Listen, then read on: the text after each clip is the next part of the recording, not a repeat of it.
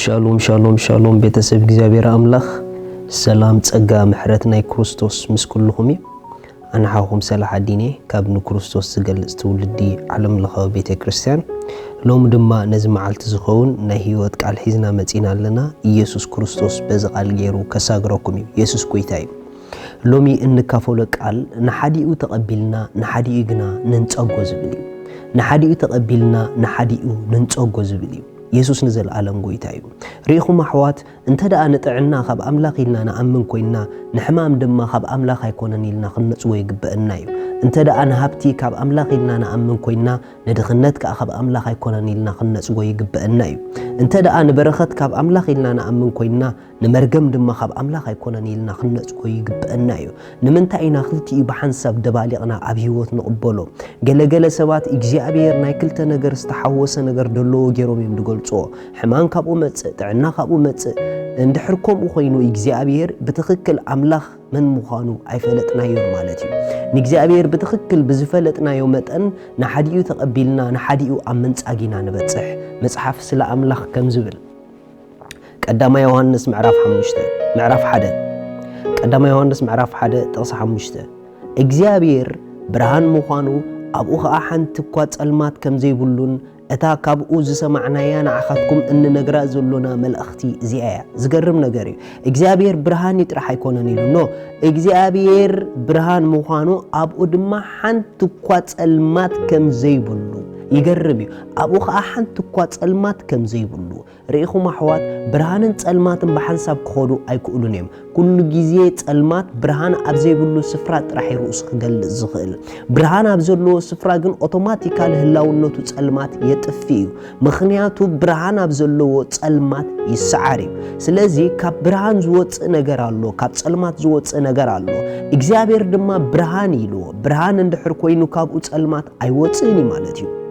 ስለዚ እግዚአብሔር ብርሃን ጥራሕ ምዃኑ እንተዳ በሪሁልና ካብ ብርሃን ዝወጹ ነገራት ጥራሕ ኣብ ህይወት ተቀቢልና ካብ ጸልማት ዝወጹ ነገራት ግን ኣብ ህይወት ክንጽጎም ይግበአና እዩ ገለገለ ሰባት ኣምላኽ ብርሃን ጥራሕ ምዃኑ ዘንጊዕሞ ኣብ ህይወት ብመከራ ክሓልፉ ከለዉ እግዚአብሔር ይድፍትነኒ ዘሎ ክሓሙ ከለዉ እግዚአብሔር ይድፍትነኒ ዘሎ ንሕማም ነጺገ ንጥዕና ጥራሕ ከመይ ገይረ ይቅበል ንእግዚአብሔር ኩሉ ክትቅበለሉ ለካ እንዳበሉ ድዛረቡሉ ነገር ግን ተሓቂኹም ይኮነን ተሐቅስ ይኮነን እዚ ትብልዎ ዘለኹም ኣምላኽ ብትክክል ኣብ መጽሐፍ ቅዱስ ንእግዚአብሔር ከምኡ ገይሩ ይኮነን ድገልጾ መጽሐፍ ቅዱስ ስለ ኣምላኽ ሓደ ነገር ይዝነግረና ንሱ ብርሃን ጥራሕ ምዃኑ ካብ እግዚአብሔር ክልተ ድጋጮ ነገር ኣይወጽእን እዩ ካብ እግዚአብሔር ክልተ በበይኑ ዝኾነ ነገር ኣይወጽእን እዩ ስለዚ መጽሐፍ ቅዱስ ካብ ኣምላኽ ክልተ ድጋጮ ነገር ስለ ዘይወጽእ ንክልተ ድጋጮ ነገር ካብ ሓደ ኣካል ንኸይወጹ ጌጋ እዩ ዝብል መጽሐፍ ቅዱስ ቀዳማይ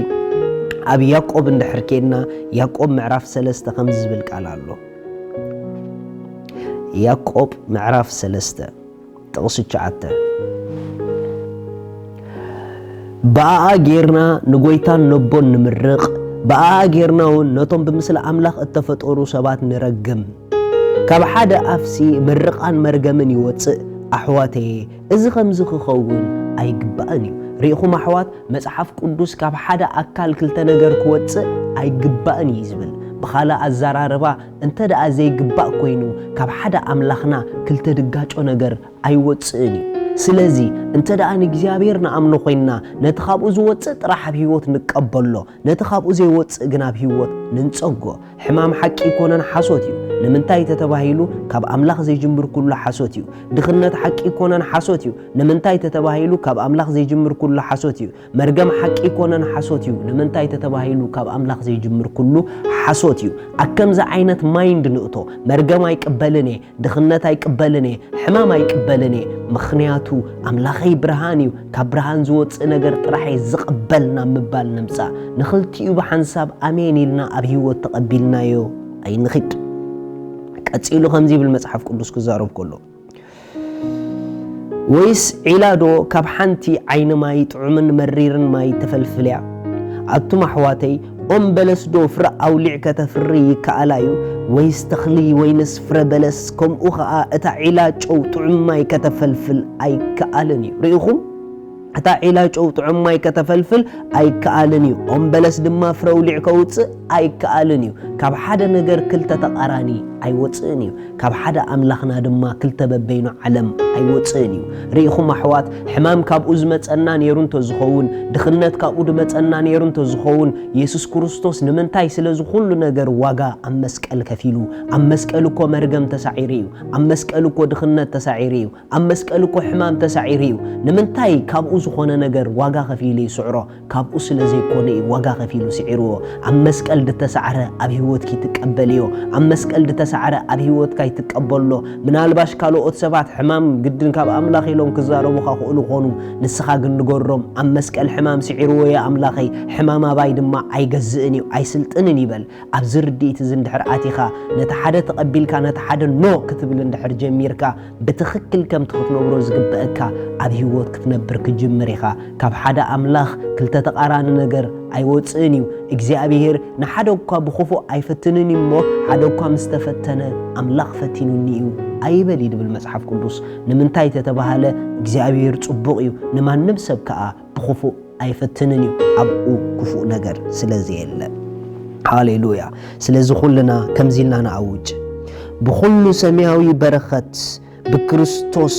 ብሩኽ እየ መርገም ድኽነት ሕማም ኣባይ ኣይሰርሕን እዩ ኩሉ ጊዜ ኣብ ዘትረፍረፈ ህይወት ጥራሕ ዝነብር ኣሜን ኣምላኽ ሰማይ ይባርኽኩም ሎሚ ናብዚ ዘትረፍረፈ ህይወት ናይ ክርስቶስ ክትኣትዉ ትደልዩ እንተደኣ ኾንኩም ወሲንኩም ንጎይታ ተቐበልዎ እቶም ድወሰንኩም ብሓቂ ንጎይታ ክትቀበልዎ ትደልዩ እዛ ጸሎት እዚኣ ጸልዩ እግዚአብሔር ኣቦ